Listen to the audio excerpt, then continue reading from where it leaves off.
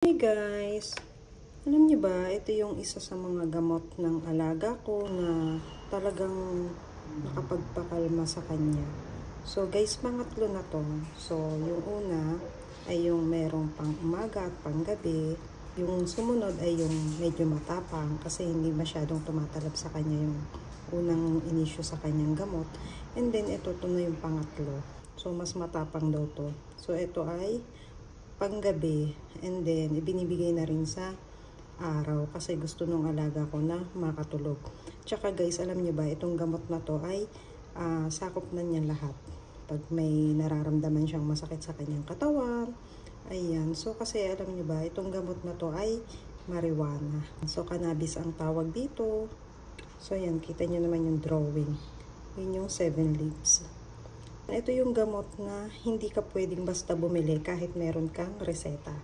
Kasi ang bumibili lang nito at ang binibigyan lang nito sa pharmacy ay yung mga taong nakarehistro para dito sa gamot na to. So hindi siya basta-basta pwedeng kuhanin or bilhin sa butika kahit meron kang dalang prescription. Alam ko guys, sa Pilipinas, ito yung parang gusto nilang i-adapt dito na gamot. Kaso para sa akin, alam nyo ba guys, para sa akin lang no, maganda tong gamot na to. Pero kung sa Pilipinas kasi, kahit sinabing bawal, posible kasi na kahit hindi authorized pagbilhan, malamang makakabili.